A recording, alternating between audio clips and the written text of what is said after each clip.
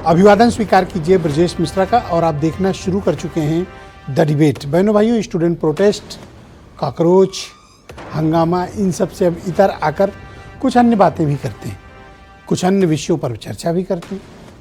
तो आप देख रहे होंगे कि पिछले एक सप्ताह से और कल तक भारतीय जनता पार्टी ने संत रविदास जी की जयंती को लेकर बहुत बृहद कार्यक्रम वाराणसी में आयोजित किया। भदोही जिले का नाम बदलकर फिर से संत रविदास नगर कर दिया गया। मुख्यमंत्री और पूरी पार्टी, भारतीय जनता पार्टी, दलितों के सम्मान के लिए तरह तरह की स्कीमें लॉन्च कर रहे हैं।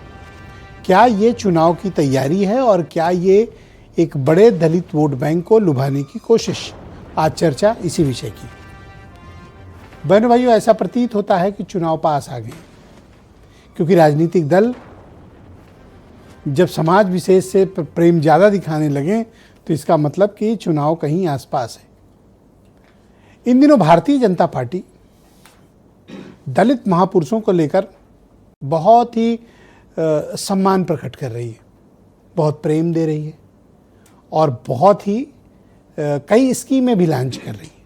उनके नाम पर जिलों के नाम वापस किए जा रहे हैं। क्या ये सिर्फ चुनावी मकसद है? क्या ये सिर्फ वोट की राजनीति है, या वाकई में भारतीय जनता पार्टी के नेतृत्व वाली उत्तर प्रदेश की सरकार दलितों के सम्मान, हक, अधिकार, इन सब के लिए वाकई में बहुत ही फिक्रमंद है? इनमें से कौन सी बात ज्यादा सही है? आज चर्चा का एक केंद्र बिंदु ये भी रहेगा। उत्तर प्रदेश में 22% के आसपास शेड्यूल्ड कास्ट, शेड्यूल्ड ट्राइब, जिन्हें हम अनुसूचित जाति, अनुसूचित जनजाति कहते हैं, सामान्य बोलचाल में दलित वर्ड का इस्तेमाल होता है, इनकी तादाद 22% है।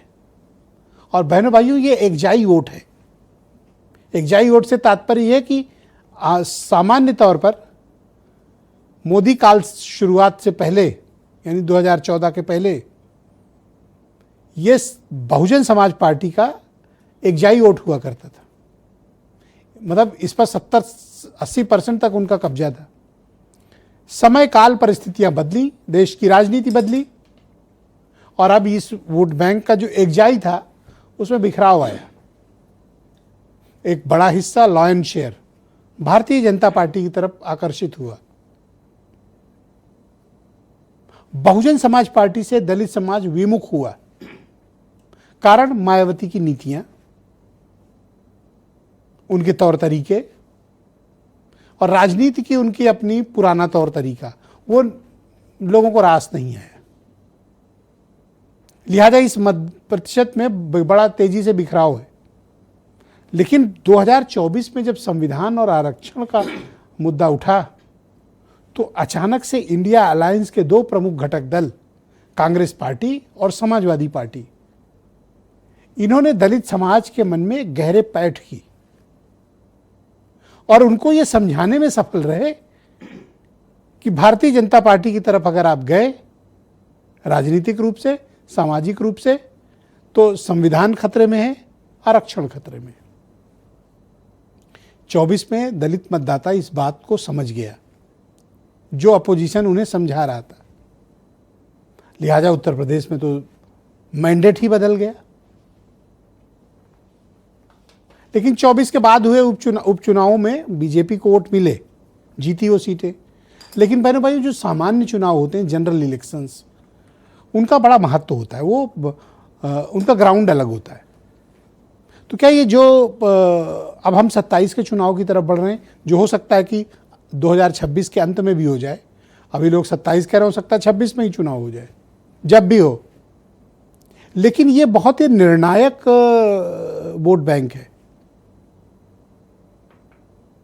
और चूंकि ये बिखरा हुआ है 3 हिस्सों में, BJP, Samajwadi party oblique Congress और बीएसपी में, ऐसा नहीं कि बीएसपी को वोट नहीं मिलते हैं।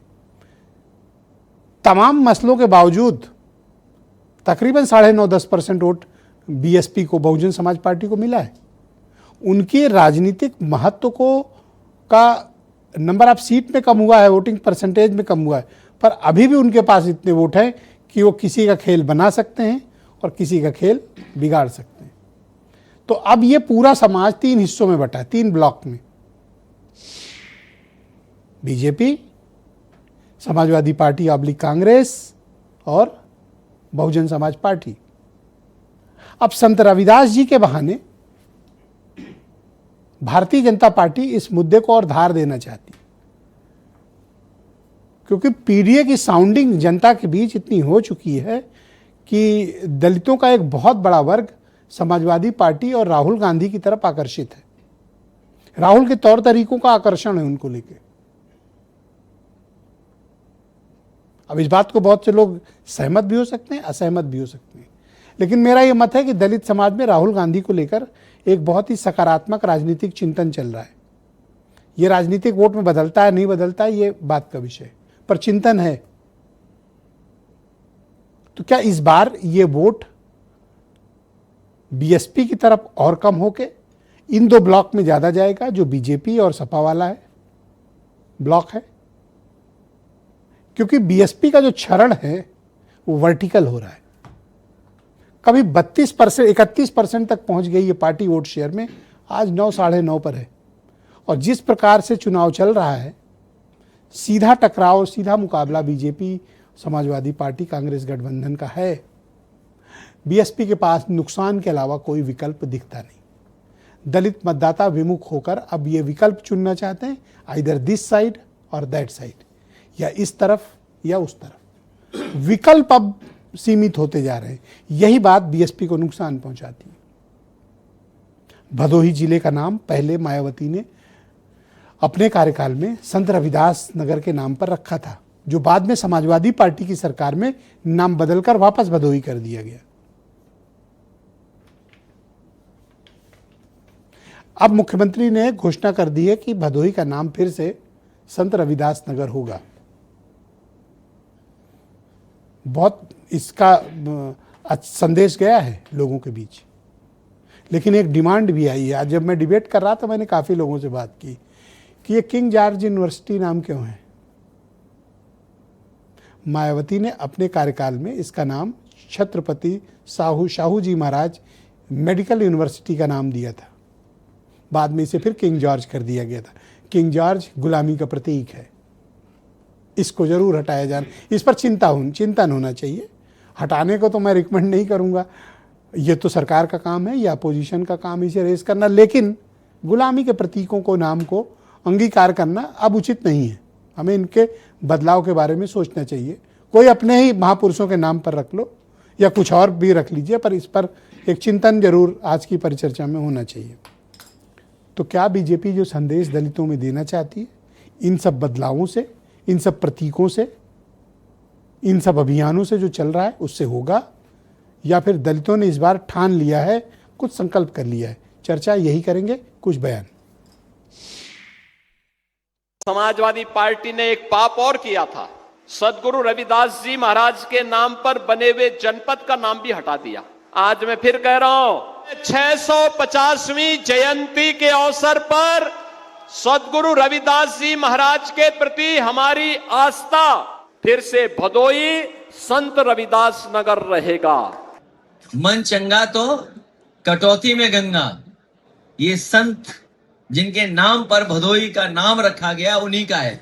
हमें उम्मीद है कि जो संत रविदास जी के नाम पर जिले का नाम रखा है, ये जो एकरंगी लोग हैं कभी भी उनके विचारों पे नहीं चल सकते। जब उनकी कुर्सियां खाली रह गई तो उन्हें लगा कि जोड़े कैसे, तो जोड़ने के लिए उन्होंने केवल नाम रखा है, उस पर अमल नहीं करेंगे। भदोही का नाम बदल के संत के रविदास के नाम पे रखा।